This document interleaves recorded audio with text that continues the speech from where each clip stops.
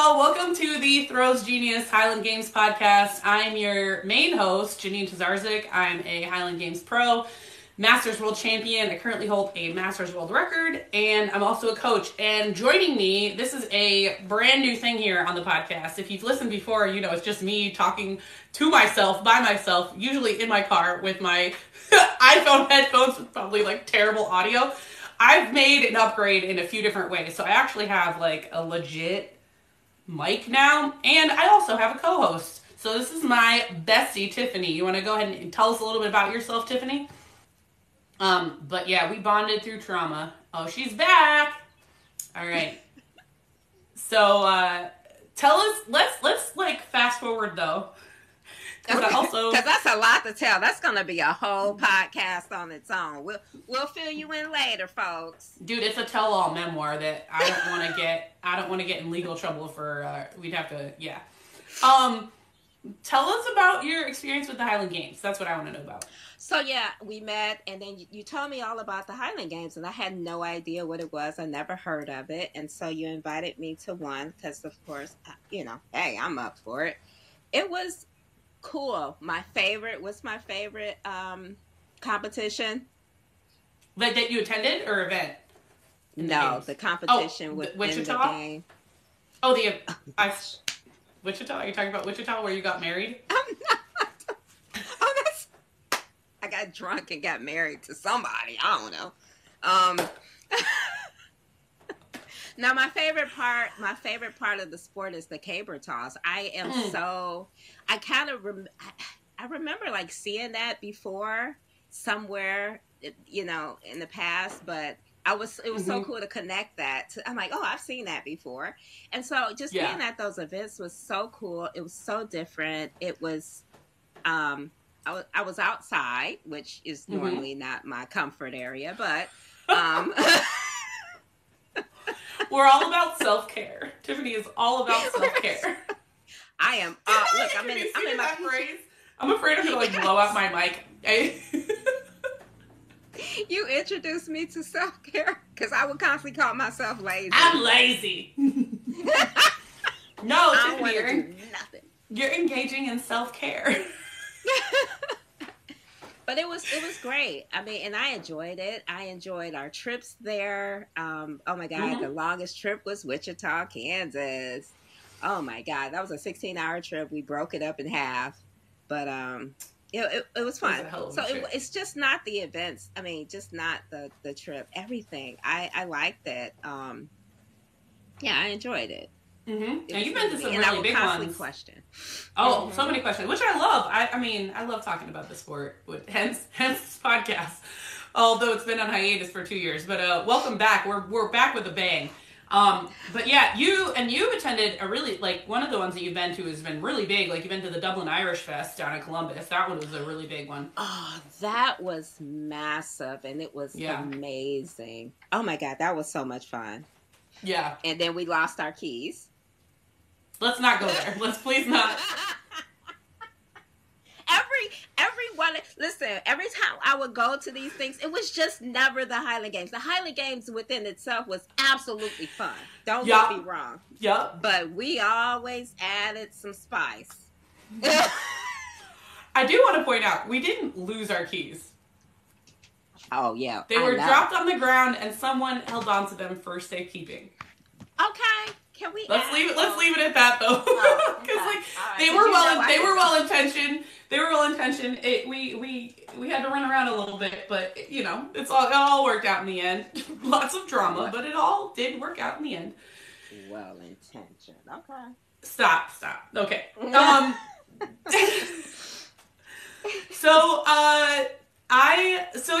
Before we kind of break into things, I'm super excited to have you on as a co-host because like usually it's me just like talking to myself about this stuff, and like now someone can like ask me questions and be able to have this banter and whatnot. And like you and I have been friends for quite a few years, so we've been through some ups and downs, some tough times together and whatnot. So I swear it seems like we've known each other for like 20 years. It's insane how close we are. So Yeah. Did we first start working together in like 2018, I think? I think that's when we started working together. And then we really became friends in like early 2019. When we both got promoted within weeks of each other. And you were like, no, we have this open office. You're no longer going to be in a hallway. Yeah. Don't put me in charge. Don't. No, you should be you make good choices when you're in charge. Cool. Well, sweet. All right. So as Tiffany and I were talking about how to like plan out these episodes and whatnot and what to talk about, there are a couple segments that we're going to include whenever they're relevant. So one is a games recap if I'm like coming off of a games, and then previewing upcoming games. So we actually can do both of those today. And another thing that I wanted to touch on is the trip that I am hopefully going to be able to make happen later this summer. But I figure we start out with the games recap. So not this past weekend. Tell us about Savannah. See, the vibe is already fantastic. That was great. Tell us. Oh my god. All right, so Savannah, Georgia. I drove again. That was fun. I've put so many miles on my car, and you know this being an accountant, it was great on my taxes. All the mileage. Yeah. Self-employed. Heck yeah. But yeah. It is last year and this year both. It was very humid. But it really wasn't that hot. The weather on the whole was pretty good. Like for one of the events it was raining, but otherwise it was pretty dry. So like, that can always put a kink into things. I wore this shirt. This is the shirt from last year. There's one of my friends worked for this company, Celtic Jackalope, and they have awesome shirt designs. And when I find the one from this year, I'm posted it. I say that I'm not gonna remember to post it, but this is the one from last year that I wore because the shirts were like so stuck at UPS or something. But yeah, Sarah's awesome. I'm gonna see her this weekend again too. Actually, they're from California, but they travel all around.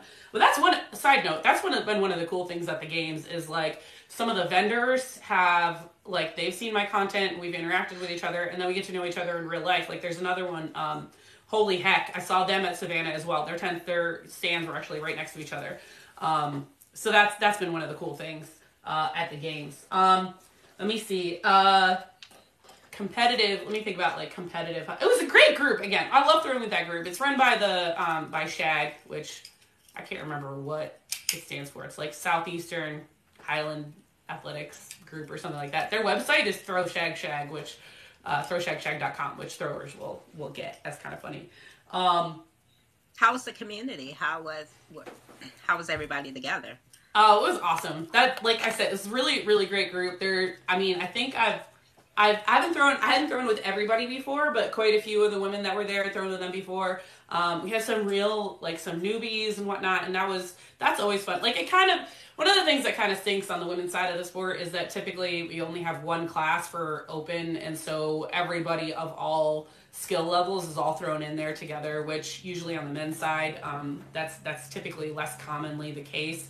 There was a novice class. There were some women I saw in the novice class, which is like your first like 2 or 3 games you can compete in the novice class. But the men had an A and a B class, which sometimes it'll even go down to a C class. The most competitive athletes in the A class, and then B and C and so on.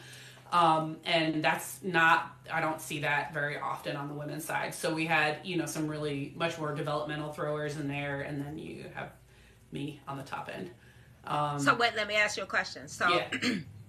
When you say on the men's side, is that similar to like heavyweight, lightweight, middleweight, and they're putting all those people in one, on the women's side, putting them all in one competition together? Sort of, yeah. So in the games, often we do, not often on the women's side, but it's not uncommon to see the classes split out into a lightweight section and then a regular one. So for men, I think it's like 200 pounds or 205 and under can compete lightweight. And on the women's side, it's like 150 or 155 pounds and under can compete lightweight. But that is less common to see on the women's side. Like, Melissa Thorpe that you met at the games that you went to out in Pennsylvania on Amish country. She often competes lightweight. But if there's So yeah, kind of. I don't know. Does that make sense? I don't know if that made sense the way I was. Yeah, I guess I was thinking, like you said, that they usually separate the classes, and I'm just trying because I don't know how many people are out there like me. I'm not a sports person, but I know some of the basic generic sports terms. So you would in boxing, you wouldn't have a heavyweight fight a lightweight. So those are the classes that I'm thinking of in my head. Yeah, so in combat sports, they typically break people up into weight classes so that people are competing against someone that they're more evenly matched with. So it's more competitive, more of a fair fight. And then the Highland Games, we do that in a couple different ways. We'll do that by age. So sometimes you'll have youth, you'll have open, and then you'll have masters, which is typically 40 and up. Very rarely is it broken up otherwise, but typically 40 and up. And then sometimes you'll even have it broken down into smaller age groups within the master's class. Sometimes it's like 40 to 49, 50 and up. Sometimes you'll have 60 and up. At Masters Worlds, we're broken up into 5-year increments. And then you might see them offer a lightweight class. They might offer a lightweight masters, but that's not super common. We see that at Masters Worlds, there's a lightweight division for women that I think they might. I'm not totally sure. I'd have to check on the website. I know some years they've only had one lightweight masters class for women. I think they might have enough entrants on the men's side that they'll break it up into like a 40 to 49 lightweight and then a 50 and up lightweight. But I can't swear to that. And then within like the open class, you'll sometimes see that split out into A, B, and C class. There was one games I did in Tennessee in like 2018.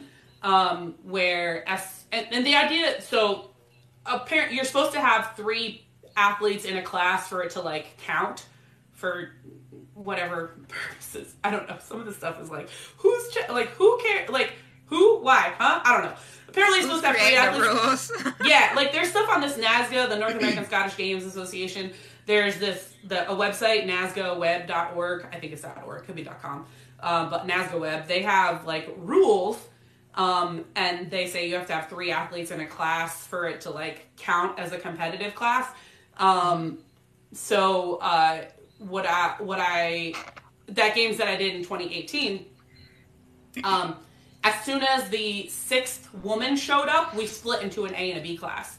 So, as soon as we had 3 and 3, we split up, but that's not, I don't see that often. I don't often see women split into an A and a B. Super rare. I've seen not most commonly, but if you're going to see the women broken apart, the first division you're going to see, the first separation is going to be open and masters, which we had at that game, we had in Savannah. And we all like traveled around the field together, but on the scoring sheet and in the overall rankings, like open athletes were only scored against each other and masters athletes were only scored against each other. And actually, I competed open this year. Last year, I competed masters. But this weekend coming up, I've got a pro competition. And then 2 weeks after that is another competition, a championship one that I'm competing on the open level. And so I wanted to throw the open women's heavyweight, the 28, just to get, competition reps with that in instead of going from the 21 and then having to pick up the 28 at this one. If that makes sense. So I competed open this time. So even though I am over 40, like I couldn't compete masters, but open is open. Anybody of any age can compete in the open class if they elect to. Now, one thing I encountered, there's games I'm going to do this summer. It's the 3rd or 4th time I'm doing this games. It's out in New York. I reached out to the athletic director. That's the AD is the person that runs the athletics at these different festivals and whatnot. And said I wanted to compete on the open level, and he asked if I compete as an elite or pro. So for the first time competing with that group now, I'm going to have to start competing exhibition. Like I won't be eligible for awards because I've competed as a pro, I guess, which like I've competed as a pro going back to like technically as a pro is going back to like 2019. So one of the things that I recommended to him that you really think about, number one, like communicating this, making this publicly known because, the way our sport is, and I've talked with other athletes, like people that are competitively on the same level as me that have been hesitant to like go pro, women go pro because they don't want to miss out on competitive opportunities because some games are really strict, which more commonly on the men's side, once you've competed as a pro, you can't go back and compete on the open level or as an amateur, unless you have to, throw exhibition. So you can still get marks, but I don't know if they would count. Here's the thing, would they count? Do you still put them in NASGA? Do you still get, they might not get awards. But on the women's side, although there are increasing opportunities for us on the pro level, not all of them are really paid. Sometimes it's just that you get put up in a hotel. Sometimes you might get paid an appearance fee. But I would say that although it's getting better, there are fewer opportunities for women than there are for men on the pro level. And so it's a little bit higher stakes for us if we're going to go pro. And that's what one of my friends was a little concerned about. And she's newer to the sport, a couple years newer to the sport than I am. And doesn't travel as much, hasn't seen as many games as I have. And that's one of the, like I said, that's one of the challenges in the sport is information can be hard to access, especially if you're new and you don't want to, because of how people are about opportunities and stuff, you don't want to step on toes. You don't want to say the wrong thing to the wrong person. And so that's one of my big soapboxes, things that I'll get up on is having information freely available is hugely important. Having transparency. Would you say that's one of the main reasons that Highland Games is so, a lot of people don't know about niche? It. Yeah, such a niche. I've never heard of it. And people I've talked to, whenever I say, oh, my best friend, she's an athlete. Oh, what does she do? And I'll let you got a reference. You tell them. You could, it was in Brave. It was in the movie Brave. They did some Highland Games stuff in there. So that's a reference. It was in an episode of Home Improvement. That's somebody doing the camper toss. And it used to be on ESPN and stuff, but it hasn't been. So you're asking is that the lack of information and transparency a reason that it's not better known? I think there's a lot of reasons for the lack of exposure of the sport. I think that there are a lot of people that are old school in the sport. And so, I'm not the only one that's been out on social media, but I think that, I don't want to toot my own horn. I mean, what kind of following I have, right? I think that what I've been able to demonstrate because of what I've invested into social media, how much work I put into creating engaging content and putting stuff out there, regularly across multiple platforms, is that it's really demonstrated that there is a big audience out there. But what I have observed, a lot of Highland Games athletes post a lot of content on Instagram. Not just on Instagram, but that's Facebook is where you go to get information about games. People post games results and videos and stuff that I'd say a lot of that stuff goes on Instagram. It's become increasingly prevalent on TikTok. But for the most part, the impression I get is people are posting content for people within the sport. And from when I started going on TikTok, looking at that as a new platform, and posting content on there, talking to late 2020, my whole MO was my audience, my market is people not in the sport. And so that really influences a lot of how I present the content, what I put in my captions, when I put numbers up and superlatives about how I'm performing and whatnot. It's not to show off or brag about myself to people in the sport. I'm frankly posting it primarily. That stuff is for people that have no clue, and putting some numbers on there or saying, the first to do this year or whatever, hyping that stuff up. That puts it in context for people you're saying that have no idea what's going on in the sport. And so that's why I post the content the way that I do. But going back to your question though, I think that the sport it's an ancient sport. And we have a lot of people involved in the sport, especially in positions of power, who a lot of them are older and they're more accustomed to more traditional forms of media. And so I think sometimes they may not necessarily have seen the value in putting things out on social media. And also these events, the people who run the overall Savannah Scottish Games, for example, the board, I'm not talking about the athletics because the group that runs the athletics there, the heavy athletics, does multiple events all around the Southeast. So it's a little bit different. But when you're talking about people who run at games, the Savannah Games, that's their primary thing. That's the only games that they're involved in running. And so they're more focused, I would say, my guess is that they're more focused locally, getting local sponsors, promoting it to people who are local. And so, more traditional forms of media are going to serve that end better. I have seen in the last couple of years more games and more festivals putting more effort into social media, and like they'll do profiles on the athletes, for example. They'll highlight the athletes that they know are going to be competing at their festival. And talking with people who do media, the conversations I've had, like I think that there's a desire to grow and expand that way, but like not everybody sees the value in it necessarily to the same degree. So yeah, I think that's part of it. And also like the sport used to be on like ESPN and stuff, and I don't know what the path forward is to like get us back on ESPN, but I think that what I've seen from the people that like see my content and comment on my stuff or talk to me, like there's a huge market out there of people that are absolutely interested in watching this sport.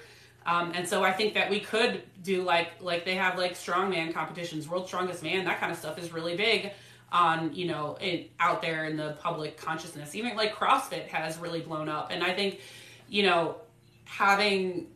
if we're able to develop, like if more athletes are able to be featured, and I'm not necessarily saying that like everybody has to promote themselves, because that's not everybody's like cup of tea. Not everybody is inclined to post content the way that I do, but we have some really cool personalities in the sport, really unique people, and like I just think that that's one avenue too. Like people are going to be more engaged in the sport if they know, like they have somebody that they want to go watch compete. Like people buying a Michael Jordan jersey. You know what I mean? Like I think that there's a huge opportunity for developing more like personalities within the sport. So I think there's just a lot of stuff that like hasn't been tapped into yet, and not necessarily the biggest like adjustment towards the current like media landscape, more broadly. So yeah. I could talk your ear off about this. Not that I think about this. I think about this stuff all the time. Well, I guess how do you find these different competitions to attend? Because like if I just are you there? I think I lost you. Oh, I'm here. I see you on TikTok, but I don't see. Okay, so just as a lay person, yeah. If I wanted to go to one central location to find all the schedules, all these little local games that happen, but all over the country, and I live over here in Wichita, Kansas, how would I know that that's there? That's a huge challenge. I would say, so this allows me to transition well to bringing up the Sisterhood of Highland Throwers. Like there's a couple things. So one that's not, I don't think we have anything that's like super great, that's like super user friendly on any one of these platforms. I think one place you can look is on that NASGA website. You can look and like a previous year, you can go to the database and look at a previous year, and you can do a drop down. You can look through and see all the games that happened in the last year, and they have a list like upcoming games and whatnot. So that's one way. On the Sisterhood of Highland Throwers, this is a nonprofit that a couple Masters women started a couple years ago to help support women within the sport and help support the growth of the women's side and whatnot, and develop like better sisterhood within us all. They, on their website, it's like hgsisterhood.com, there's an interactive Google map with pins that show both women that have volunteered to be like ambassadors for the sport, but then also games locations, and they have a list of games within the US and within Canada. So that if you click on that, it'll pull up a Google sheet, and you can look at, it's by calendar, but you can, by dates, and you can look at where all the games are located. And I think she has that one a little bit more filtered to ones that we know include involve women, particularly on there, because that's like kind of the point of that whole website too, and the organization. So yeah, it's not, to find like all of the games, like there's an association of Scottish games and festivals. I think it's something along those lines. That's an American thing that a lot of, one of my friends, Heather McKenzie, she's really involved with that. And I think people from all different festivals, not just in heavy athletics, but these festivals in general, it's like a membership organization, and they have their meetings and they talk about stuff. And I think on their website or on their Facebook page, you might be able to find games. But that's a challenge. Like there's not like, again, that's the information and whatnot. Yeah. Are they gatekeeping this stuff? Do they just not want to share with us? I don't think it's that it's gatekept. I don't think it's like gatekeeping. I think it's just like people are just like kind of in their silos and they're just like they're doing their own thing, and you know, I think it's more that than anything. Like I don't think it's anything like malicious or whatever, but I think I don't know. I think that they're yeah, there's a great opportunity there for improvement with that. For sure.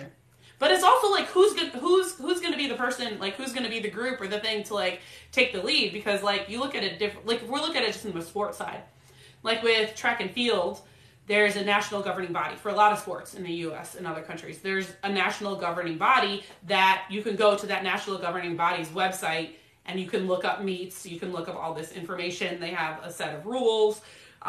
They have guidelines for officials. It's all very standardized and whatnot. Highland Games doesn't really have that. Like we have a lot of like regional organizations. Sometimes they have their own rules. A lot of times those are based on the NASGO rules. But like one of the things I've experienced is like I sometimes I need to check like, okay, do you allow reversing after you throw the Braemar stone? Because what happened to me one games, I thought everywhere you could reverse, and I went to this one game, so they're like, no, you're not allowed to reverse. Like it was a whole, and I found out after I got called a foul on a throw. So like, you know, some places use straight trigs, some places use winged trigs. So there's, you know, there's not, and that now I see as some standard. Oh my God, that would kill me. That would drive me crazy. I'll be honest, like when I first started in the sport, having come from a track and field world to where everything is standard and like you bring your own implement and the surface, you know, like we like get upset if like the cement is too slippery, right? Or if it's too rough. Meanwhile, now we're throwing on grass. The grass might not even be level, you know? And like, so, and the size of the stone is different at every games. The caber is different at every, you know, like the most standardization you're going to get is in like the hammers and the weights, but even sometimes those have different shapes. They have different physics to it, different geometries, different shape handle for the weight for distance. And that, like, that used to drive me crazy when I was new to the sport, because that meant, in addition to just learning the technique and, like, mastering the events themselves, I also had to adjust to all these other variables. And even with the hammer, you can have different diameter hammer handles. So, like, even there's variation even there. But now that I'm, you know, I'm still trying to get better at, like, 28-pound heavyweight for distance. That's still meh. But for the most part, like, I know how to throw all this stuff now, and I'm not chasing PRs as much as I was when I first started out. And now I see the value in like having variation from one game to the next. It really does, whoever wins on that day, like that really is an assessment of who truly is the best thrower. Like thrower comprehensively. Whereas like in track and field, it's like, okay, who's the best shot putter? Who's the best hammer thrower? Who's the best discus thrower? Whereas here it's like, because you can't shit the bed on multiple events and still end up winning at the end of the day, because it'll screw up your point total. But like, so it's like, who can be the most consistent, who can adapt to the unique conditions, like us having rain for the lightweight for distance at Savannah. You know, it's like whoever can adapt to a sheath that's like super tight or super loose, or a big ass caber, or one that's still got sap on it or whatever. You know, like it really does assess how good of a thrower you are. So I definitely see, like, as a new thrower, all that can be really frustrating, but once you get along your development, like, and that's the fun of the sport, and that's part of why I think, you know, people have asked me, like, how long I'm going to keep participating in the sport. I could see myself doing this forever, like, until they have to pry my sheath fork from my cold, dead hands, because, like, that's part of the fun of it now. It's like, okay, what's going to be new this time? You know, it's never the same, and that's a lot of the fun of it for me now. You know, one of the first games I went to with you, and this is along this question. I was going to ask you, how do you train for all of these differences? Okay. Mm-hmm. How do you prepare and train for all these differences? Also, I remember going to one of the first games with you, and this guy, I think he was still new in the sport, and he was so bulky and built and cut and he did horribly. Like you would have thought, because he was so like, He was just this big bodybuilder. He was awful. So he clearly like didn't understand. Can you tell me answer both those? Like, how do you train for all the differences in those games, and what's necessary? Like, clearly that wasn't. I love you so much. Oh my god. So the as far as like preparing for the unexpected, I think that's just experience, because I don't have multiple different types. Now, I did get, for when I ordered my weights for distance, my 28 I got with a round handle, my 14 I got with a triangle handle. I got one hammer with a bigger diameter handle and one with a smaller diameter handle. So to a certain extent, I did prepare for that. That helped me with preparation. I have a few different stones, but honestly, I think it's just time and like experience. Just throwing at different, it's something you learn by doing, throwing at different events and what. And also, and talking to other throwers. Like, there's a huge amount of knowledge that you can tap into with people who have been around the sport for a long time. I've learned a lot from people who have been around the sport longer than me. And that's a good way to like kind of shortcut, you having to learn all that stuff on your own, is like talking to people who've been around longer, for sure. And then, what is it? So what about what was your question about the bodybuilder? Clearly, he didn't have to do all that. Because it did nothing for his game. And I was so fascinated. I was clearly just watching him F up throughout the whole entire competition. I don't know if that was, I don't think that was the drunk one where I was completely hammered. Quickly, I'll just address this real quick. Wichita, Kansas was so just that was a trip, man. It was a trip. That was so funny. I discovered mead, and I ended up marrying somebody. And he tried to he wanted to keep talking to you. Didn't he how did he reach out to you? Did he text you or DM you? Because the beauty, okay, so when I go with Janine to these Highland Games, Janine is an athlete. She's participating, so that is what she is doing. So I'm usually by myself, and I don't have a problem being alone, which is, if you're gonna go to one of these sports, you gotta be okay with entertaining yourself, or bring a pal with you. But if you're not okay with entertaining yourself, you need to bring somebody. But also, there's these games, there's a lot to do. So I think you're talking about, if you're going to be just sitting there the whole time, you might. Now, if they have a good MC, and, sometimes that is plenty entertaining to be there by the athletics, if you haven't, but also it's a long day. I get it. Yeah. So, but you're great at entertaining yourself, and you would just. I had no worries that you were going to be totally fine, especially at Wichita and at Double. You were going to be fine. Oh God, we got the Wichita. Did we already know that it was a medieval fair? Yeah, I did. I don't know if I told you, but I knew it was a Renaissance fair. Yeah. I had never been to a medieval fair, so I just want the audience to kind of look at me.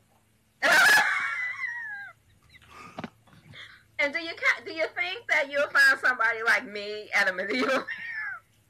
Do you remember how salty you were at Dublin that there was so much diversity? You were like, I wanted to stand out. I was the only one.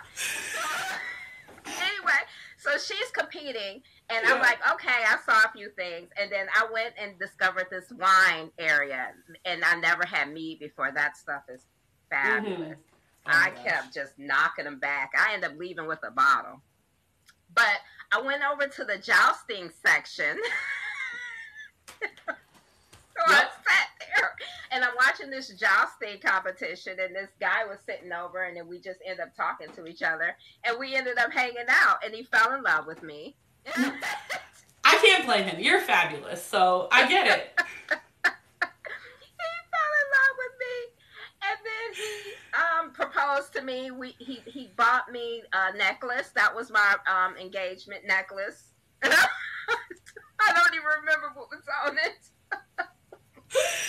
dead. And so Janine was in the middle of a competition, so I get over there and I am wasted at this point. I think you came over to me one point and you were like, I got married, and I was like, okay, and I just kept going. I was like, great. You were like, cool. Because I could tell in your head, you were like, you know what, Tiffany, I can't with you right now. Like, I gotta just do whatever it is you're doing, because I gotta compete. I need to focus. So finally, after the end of the whole thing, it's time for us to go. Yeah. And so Janine had already decided, okay, let me address this. Because he was like lingering. He like was like, it was like he wanted us to take him with us. He did. He asked. He said he would go. And I'm like, so red flag. And you like weren't. I was basically like, you let me be the bad guy. I was like, no. and then Absolutely you were like, not. look, at some point he ended up being away from us. I don't know how that happened, but you were like, Tiffany, as soon as I say run, you run. I'm like, okay. Again, I'm still drunk. And then next thing you know, she had all her bags and boxes. And so she goes, we had to make a break for it. She said, Tiffany, run! And I just started. I just started running. Oh my god. I don't remember the run part. You were like, run. So but I don't put it back. We hurried up and put everything in the trunk of the car. Yes. And you were like, get in the car, Tiffany. You were just like, get in the car. And so as soon as we got in the car, you forgot something to get out of the trunk. She gets out of the car, goes to the back, lifts the trunk, and then when she closes it, he's standing right there. And that's what he was. And then she was, I think you told him she'll call you when she gets home or something. Like, you were just trying to get us the heck out of there without a stowaway. And then Janine said, did he message you on something? I think he found me on Facebook. Oh my god. He found me on Facebook. And you said you would never take me to Las Vegas because of that incident. You're afraid that I'm going to end up marrying somebody. Like real. Legit, like actually, legally marrying somebody. And I won't be able to leave them behind.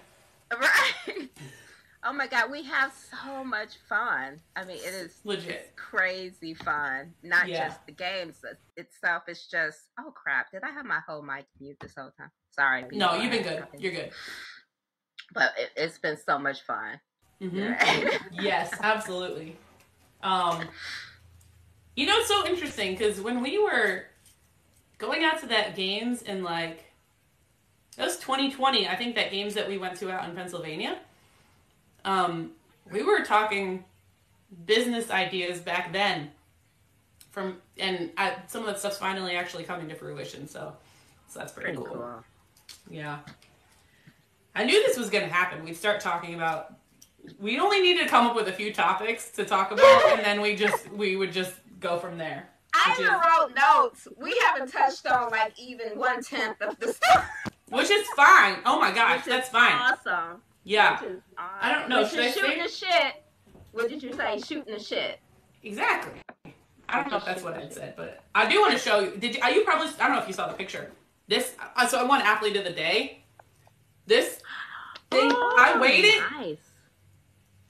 It's only 14 pounds. It is so heavy. It feels like the weight that we throw up over. It is so heavy. I swear, they have the coolest trophies and awards. Right? My goddamn sword. Oh, I got a sword this weekend too. Oh, show me. Yeah, I got it. Let me take it out. This is actually like a sharp one. There was, oh my god, I don't know if I showed you the one at this one games that I won at this one games last summer. It has it was very patriotic. I'll just leave it at that. This is... Ooh, nice. It's like a machete or some shit. But yeah. Nice. Yup. I will say, note to athletic directors. One thing I will say, when you're looking at what awards to get people, especially if you're at games where you anticipate that people are flying to your games, make sure that they're short enough to fit inside a suitcase. And like this one, if I was flying, I don't know what I would have done. So it would have made my luggage overweight. Shelly is on TikTok. She says, Janine, thanks for being a great friend to my mom. You guys' friendship is so real. Oh, that's awesome. I love you. That's so great. And somebody asked of mine if I'm going to be at the Stirring Classic in Oklahoma City. I'm not. I'm going to be at the Smoky Mountain Scottish Games and Festival, or Scottish Festival and Games. I always flip-flop it. It's in Townsend, Tennessee. I'm super excited to be going back there. We can talk about this if you want now. I don't know what else to say. Oh, one of the things, let me wrap up talking about Savannah, and then we can talk about that games, and then we can wrap up with the Europe trip thing. I've started, I don't know why I even bought this thing. I think I bought it for this case for when I went to Alaska or something. It's like, it's water seal, like watertight when you close it up. But what I have in here, I've got Joanna Barron from the Sisterhood sent me a bunch of info cards. I ran out at the games early this year. So I've got these little like info cards about the Sisterhood, and I've got a little QR code. I have a ton of those. So again, if you're ever at a games and you know, and that I'm at, and you want to grab one of those, you can grab several and give them away. I also have some stickers. I gave away a bunch of these last time. The Sisterhood, for the Sisterhood, is the take up space one. And this one says, throw heavy, throw far. Because Tiffany, we all put tons of stickers on our, oh my gosh, speaking of stickers on gearboxes. So, Robert, darling little 7-year-old Robert, who incidentally, he knocked out his second top front tooth. It was already loose. He had lost one of his top front teeth already. His second one was loose. We went to a trampoline park on Saturday, and he knocked it out on the trampoline. It was very dramatic. And there were tears and blood, and then he rallied and he kept on jumping. It was very impressive. So anyway, now he is missing his 2 top front teeth. It's super cute, actually. I'll have to send you a picture later.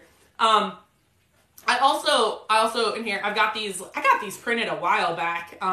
So neither of the hairstyles are what I have right now. I don't know how clear that is. But I've got these, and I've got Sharpies to sign if people want a little signed card. I don't want to sound like I'm some kind of diva or something like that, because I'm really not. But it's a cool I also have started bringing some medals with me. I bring them with me to give away to kids and stuff to inspire them. I saw somebody else was talking about doing this on Facebook. To giving them away to kids is an inspirational thing to get them involved in the games. Oh my god, this was so funny. Last week at Savannah, there were a couple spectators that so 2 of the events that we threw on a separate field, this baseball field. And last year we didn't have many people come out and watch. This year a bunch of people came out to watch us throw hammer, but when we were out there throwing lightweight, it was raining, and so we really didn't have any spectators out there, and we were like down the field throwing that one where there were no bleachers. And these three people that had been like following us around and cheering for the women's group all day, they were like, where are you guys going next? And we told them where we were at. They stuck out there in the rain, and they absolutely hyped us up. And it was like, it's a total game changer for the vibe and the dynamic and how well people throw when you have people that are like hyping you up and whatnot. So I actually gave them a couple of the medals that I had. I signed on the ribbon and gave them, and they were like, I think they may have been a little bit drunk, but like still they thought it was super awesome. And I was like, yeah, it's really cool to give them to kids to inspire them, but also like they're probably going to come out to this games next year. You know what I mean? And they're probably going to, they had this awesome experience where they got to know the throwers and they, and whatnot. So they're probably going to hype it up to more people next year too. So yeah, I did win a couple medals too.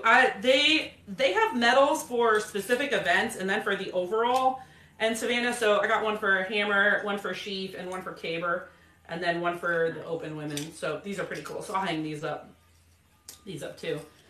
And then I think there was something else. Oh, this is cool. So I got the tacky that I've been using since last year. I bought at the Savannah Games. Now, we use pine tar tacky. It can be kind of dangerous to make. It's not something everybody's going to make. It's not something you can really buy in stores as far as I know. But there are a few athletes in the sport that make their own tacky and they'll sell it. So this guy, Kevin, he has a red beard. He was, and I finally remembered his name. I felt so, I don't know if you know how bad I am with names. Like, I'll meet somebody over and over and over again, and I'll be like, I know who you are. I can tell you all these stories about all the times that we've met each other and all the stuff that we've done, and I just, a blank space where your name is. So, I remember his name now. That's it. And the tacky it's really good tacky, so I'm excited about that. Yes. So, wrapping up Savannah. Do you have any other questions about Savannah? I don't. I don't think I threw any implements into the crowd this time, which happened last time. I think I might be responsible for them moving the lightweight to another field, because on lightweight last year, it slipped out of my hand a little bit early. It wasn't like directly to the side, it was just on an angle, but where they had the lightweight located, it was like in the corner, like the field is kind of shaped like almost like the crest on this thing, and they had us throwing lightweight down here. And so I let it go a little bit early, and it just kind of like bounced into the crowd. This is going to be my legacy in the sport too. I don't know if you know this, but like I hit a spectator. Let me write that down. Oh, geez. As another subject that we can bring up later. Safety? Oopsies. Yeah, we can revisit that. We're human. Yeah. Yes. But yeah, Savannah. But on the whole, Savannah was fun. It was great. I'm a member of the Clan Campbell. It's like my family tartan, my family ancestry. Like these festivals, the bigger ones, family heritage, and people researching like genealogy and stuff is a big aspect of the festivals. And often they'll have like clan tents with a C, like clan meaning family tents, and people will have a lot of information there. People can go around and talk to them. And I've started getting more involved in that and trying to make a point to go and talk to the people at the Clan Campbell tent. I met up with them. Such a good choice. The woman that is I think she's the Georgia commissioner for Clan Campbell. Scotch eggs. I'd never had a Scotch egg before. I don't even know how they make them, but they're like a hard-boiled egg inside like ground beef, basically. It's like cut open. It's so good. And I heard other people saying like, oh yeah, she makes the best Scotch eggs, and like facts. Taste that. I've seen that on TV before. I want to taste that. Yeah, and she had shortbread, also phenomenal, and scones. They were like raspberry scones. And then when I was getting ready to leave, she was like, oh, do you want me to fix you a plate? Pimento cheese sandwiches, the one that was like cream cheese with like dates and pecans or something, and then I got some of all the other stuff. It was so good. And Stone Mountain, Georgia, they've got a really big games in October, which I threw it last year. I'm hoping I'll be at that one again this year. It's actually the 50th anniversary of like the Clan Campbell Society of North America. They're having their annual meeting at Stone Mountain, so I'm super excited to like see Pat and Art and them and meet more of the people in Clan Campbell. So that'll be fun. Cool. Yeah. And there will be a Clan Campbell tent at the Smoky Mountain Games this weekend. I reached out to the guy that's the Tennessee, so I'm gonna go by and say hi either Saturday or Sunday. This is a 2-day festival, and this is the first year they're having a women's pro class, which is like, that's huge. The guy that leads the Shag group that runs the heavy athletics they ran them at Savannah and they run them at the Smoky Mountain Games. He's been really great at pushing for increased opportunities for women and really bringing about like equity within the sport. So like this games, I competed there for the first time 2 years ago. And that year women were actually on Sunday, which is not an uncommon thing to see when there's a 2-day festival. That they think that women, I think the rationale behind it originally perhaps is that women wouldn't be that big of a draw, and so they would have them on Sunday when there's lower attendance at the festival. And so talking with people, like I come to find out, sometimes people didn't even know that women competed in the heavy athletics because they would only go to their games, their like local games on a Saturday, and they wouldn't be there like on Sunday to see the women throw. So anyway, the first year we were on Sunday.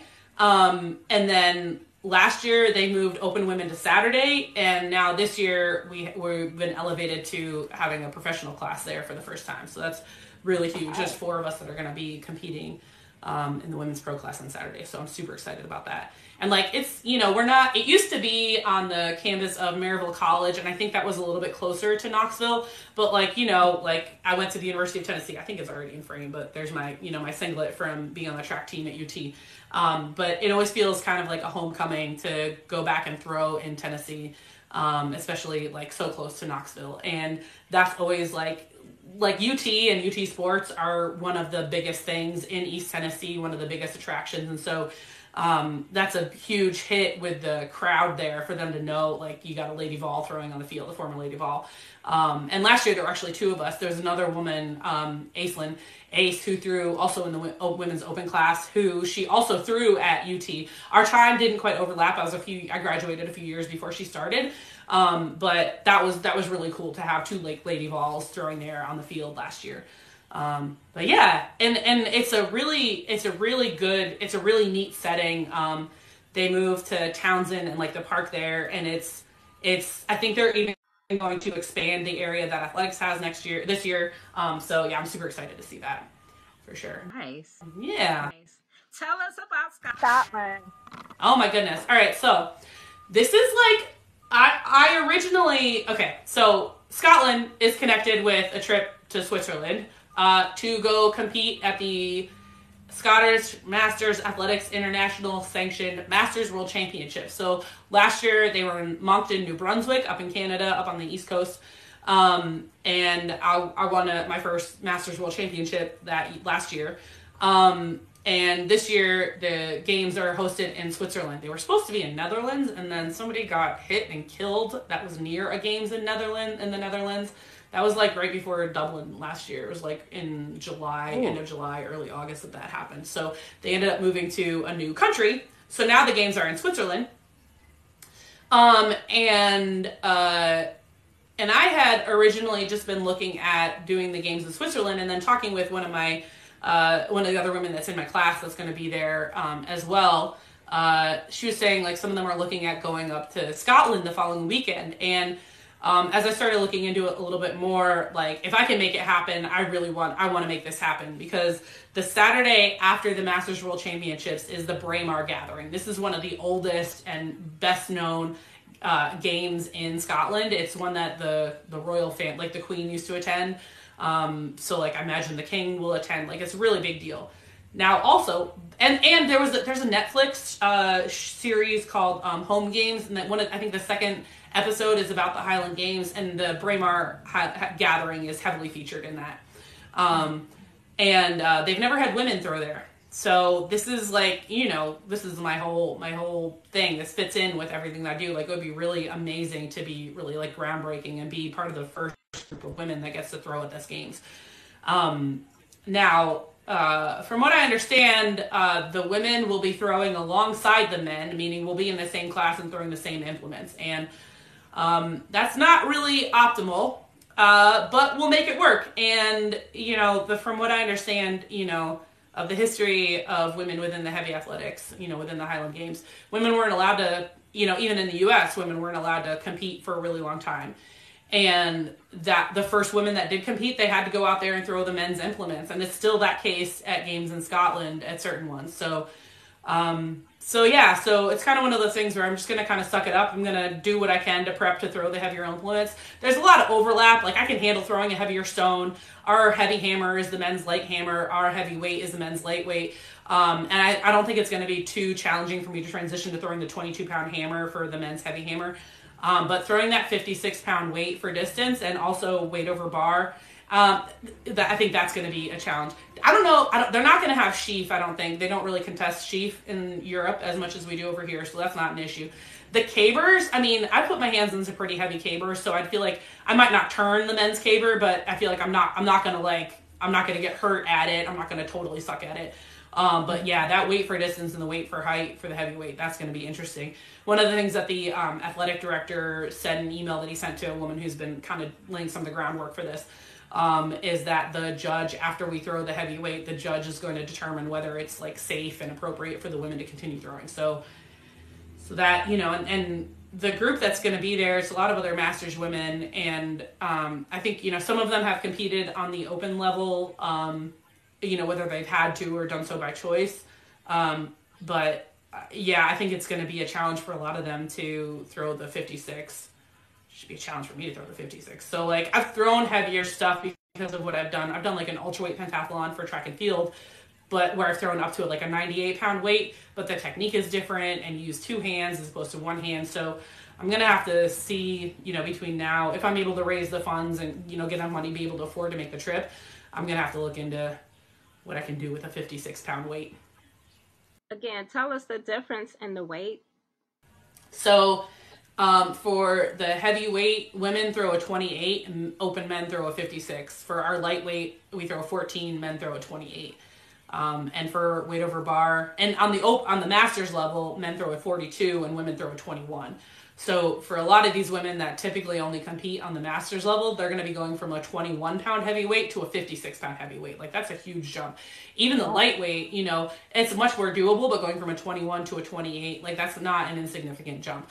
And like some of these women, they're super strong. Like I don't doubt them being able to handle it, but like also we're all over the age of 40, like some people like a lot older than 40. So that's part of the reason that the weights decrease as you get older is to decrease the risk of injury and to make sure that people can keep participating in the sport, with longevity. And there's a move, or when we throw at Masters Worlds, I believe it's the 60 and older, they throw even lighter implements than what you typically see in the Masters competition. So it's going to be interesting. But honestly, like I'm very excited about the Masters World Championships, but I was a Highland dancer for 8 years growing up. This would be my first time. I've been close, like I've been to London, I've been to England before, but I've never been to Scotland. And like, so I really, really hope I'm able to pull it off. And not only that, but then to be part of that like groundbreaking group potentially throwing in Braemar, like that would be huge. Like I would love to be able to do that. And there, my plan would be to go to Switzerland the first weekend. We've got an event on Friday. We throw on Saturday and Sunday, and then leaving on Monday. I'm looking at flying into Zurich and then not getting a car down there if I can get away with it, using public transportation or getting rides from people. The Airbnb that I'd be staying at with some of the German throwers and a thrower from America. It's only like 15 minutes from the field, so I'm not that worried about transportation there. But then I would take a train that would probably go overnight, a train from Zurich up to Glasgow. I think it's like a 17-hour train ride with a few transfers. And then renting a car up in Glasgow, so that'd be Tuesday. And then I'd have a couple days to do some sightseeing and go see some of the castles that have some connections with the Clan Campbell. There's like... I'm going to mispronounce it, but there's like Inverary Castle and like Cowder Castle that we have some connections with. So going to see some of those things, and if there's any other sites, checking those out before then throwing at Braemar on Saturday. And then Sunday, the next day, I think it's, I'm going to mispronounce it. It's like Blair Gowdry or something like that. Excuse me. They have a games on Sunday, and they do have a women's class. I don't know what weight implements we would be throwing. I don't know if they have women, graded implements for the women's class. I can find that out, but again, like I'll make it work no matter what. They also have the Ardblair stones, which I don't know. Did you see the video from when I was in Tallahassee, Tiffany? And I picked up those stones, like put them up on the. Like pick them up off the ground. They have those, and they have a bigger series that go up heavier than, much heavier than the ones that are the women had in Tallahassee. But that is that's a really special kind of unique thing. There we go. No worries. But yeah, I would like to try I want to look into that more, see if I can try my hand at the Ardblair stones, because I think that would be super cool to do that too. Like they're really like historic, and to be able to participate in something like that in Scotland would just be amazing. So yeah. How can we help get you there? Thank you for asking, Tiffany. All right, so, there's a number of different ways that people can support me. Just, people can find me on any form of social media that I'm on, at JanineThrows. I'm on TikTok, Instagram, YouTube, Facebook. I monetize on YouTube, so any views that I get on stuff there, that's really huge. And sharing videos and engaging with them is like a great way to help boost the content that I put out there. I have created a fundraising page on makeachamp.com. It's a website I've used before that I like. But makeachamp.com/JanineThrows will take you right to the specific fundraiser for this event. I'm trying to raise, I put together $3,500. If I'm another option, because I'm looking at flying with American Airlines, if people have like American Airlines miles that they can transfer, if I can get enough miles to cover those tickets, then that would drop the cost by about $1,000. So that would be huge if people have miles that they wanted to donate. Another thing, I started doing online Highland Games coaching at the beginning of this year. I have a couple clients, but I definitely have room for more, to take on more clients. Just reach out to me, hit me up. DM me on Instagram's probably the best place to DM me, or email me, Janine@JanineThrows.com, if you're interested in that. And then I have a Patreon. I haven't done a ton on Patreon, but as I'm now this podcast is being relaunched, I'm looking at potentially having like Patreon exclusive episodes or segments that would go on there that wouldn't be published to the general public. But that's just a way, if you just want to, send me a few bucks a month, that would be awesome. I also just joined Cameo, so that's a website where people can request personalized videos. Said it's like $25, so I figured that'd be a pretty reasonable rate. But yeah, just to get a personalized video for you or somebody that you love, a well wish for somebody. Maybe somebody's got their first Highland Games this summer and you want a good luck video for me. I'm more than happy to do something like that. And then I'm going to be having merch up soon. I'm trying to get this done by the end of this week, early next week. I want to start. I have 2 t-shirts and sticker designs that I want to put out. And that would be, I'll be posting about it on all my social media when I do get that up. I don't know how to stop this thing. It's not. I'm sorry. I don't know. I'm not upset. It's hilarious. SJ, do something. And then I'll have that up on the website as well, JanineThrows.com. I actually just went and updated my schedule for 2023. So you were asking about what game, where you can find games. That's only the games that I'm planning on attending. Yeah. It's a great start, audience. A great place to start. So one more thing. So what do you want from this new relaunch of this podcast? What are you trying to accomplish here?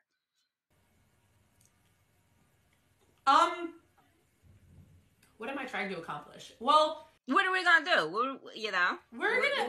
want to help. I want to give people, there have been several starts at Highland Games podcasts in the past, and they've people stopped recording them. And I think that people within the sport are just hungry for more content about the Highland Games and getting a little bit more of an inside look and into the a particular Highland Games athlete, and hearing stuff that they might not hear, learn from other sources and whatnot. And I think also for me, with what I do with social media, trying to gear it towards people outside of the sport also, or people that might just be getting started and interested in the sport. It's really just helping people be better educated, and I think people are better fans if they know a little bit more about what's going on. And so, just kind of trying to fill in some of those gaps and help grow the sport on the spectator side and also on the participant side. But then, pragmatically also, it's another way for people to get a little bit more access to me, a way for me to promote stuff, of my own too, so I can, have it all in one place, and whatnot. And just, be more accessible, on a different platform than just the social media stuff. So. And I think that if they want to know more about us and our adventures, this is the best place to come. Absolutely. Now you have to come with me on a trip sometime so we can record the podcast on the road. Of course. Absolutely. We got some stories for you. And we've only known each other, what? 4.5, 5 years, yeah. 4.5 years. We have so many friggin' stories. Some of these stories, Tiffany, will be well suited for the Patreon. Like, we need to have, oh my gosh. Do you know what we need to do? We need to have Tiffany and Janine with a glass of wine. Oh my God. Bottle of wine. Drunk us? Yes. We are so much fun when we're drunk. That needs to be Patreon exclusive. I've already, it's been decided. That is what the Patreon exclusive episodes are going to be. Do you remember, end of 2020, that one TikTok live that we did when you were over here and we were both drinking wine? Oh, I said... And I discovered that Amazon sells dildos. I didn't know. Do you know what I found out? You can't return dildos that you buy on Amazon. Don't ask me how I know this. All right, so this has been fun. On that note, Patron for the Patreon. Patron for the Patreon, Tiffany. That's what it's going to be. Patron for the Patreon. Done, dusted. Signed, sealed, delivered. All right. I don't know what else to say. We'll sign off here, I guess. Let's sign off. It's my nap time. I likes to take a nap. Dude, it's past your nap time. You about to be... How are you about to be, Tiffany? In your bed? You're about to be... Akimbo! On that note... That's a word I learned. You're welcome. On that note, we'll see y'all next time. Peace! Oh my God, that was so fun! That was so great! You are such a good co-host.